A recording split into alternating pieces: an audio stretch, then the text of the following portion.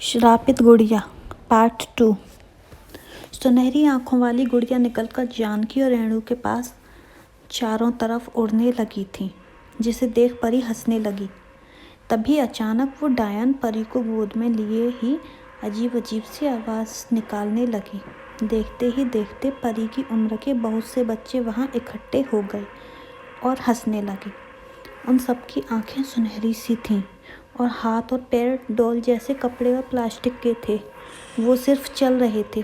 देखते ही देखते वो सब बच्चे रेणु के पास पहुंच गए। डर के मारे रेणु ने जानकी का हाथ पकड़ लिया और वहां से भागने ही वाली थी कि एक बच्चे ने उसका हाथ काट लिया और बहुत सा मांस खींच लिया। उसने जानकी का हाथ छोड़ा और दर्द के मारे चिल्लाने लगी थी। तभी उन सब बच्चों ने जानकी को एक तरफ धक्का दिया और रेणु से चिपककर उसका खून चूसने लगे थे।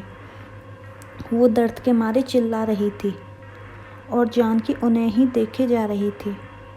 उन सब बच्चों ने खून चूसने के साथ साथ उसके शरीर को नोचना शुरू कर दिया था और उसके शरीर से मांस के लोथड़े निकाल कर खाने लगे थे। रेणु की दर्द भरी चीत्कार पूरे जंगल में गूंज रही थी और एक कुटिल और भयानक हंसी भी वहाँ गूंज रही थी।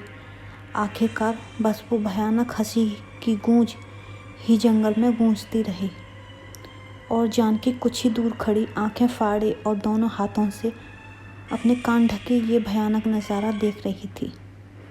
देखते ही देखते उन बच्चों ने रेणु के शरीर को चट कर लिया था। बस बच गए थे तो उसके गहने और कपड़े और कुछ हड्डियाँ। जानकी वहीं बेहोश होकर गिर पड़ी थी। दूसरे दिन उस जगह को सील कर दिया गया था। जानकी पागलों की तरह कुछ ना कुछ चिल्ला रही थी। उससे अपनी गर्दन भी नहीं संभल रही थी। सर, लगता है चोरी का मामला है। यहाँ सिर्फ गहने मिले हैं और एक पर्स जिसमें एक आईडी मिली है, लेकिन उस पर कुछ भी नहीं लिखा हुआ। लगता है ये औरत चोरी करके भागते हुए यहाँ आई है। एक हवलदार ने अपनी बात अपने सर के सामने रखते हुए बोला। लेकिन ये औरत तो बोल रही है कि उसकी मालकिन को बच्चे खा गए। एक सुनहरी आंखों वाली गुड़िया ने सब बर्बाद कर दिया और भी पता नहीं क्या क्या। एक लेडी पुलिस ने हवलदार की बात सुन कर कहा। लगता है ये औरत पागलखाने से भागकर आई है। इसे वापस पागलखाने भेजना होगा।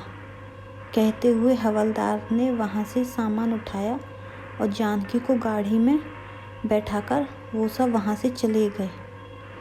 तभी एक गुड़िया के पीछे से वो सुनहरी आंखों वाली गुड़िया निकली, जिसकी आंखें अचानक ही काली पड़ गईं और उसके दोनों हाथ बड़े होकर गल से गए।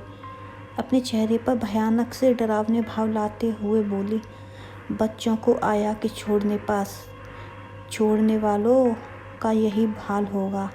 सबको मजा चखाऊंगी, सबके बच्चों को ले जाऊंगी। श्रापित गुड़िया हूँ मैं।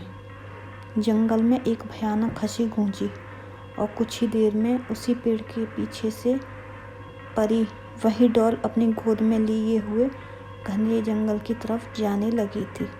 तो दोस्तों, बताना कि आपको हमारी कहानी कैसी लगी।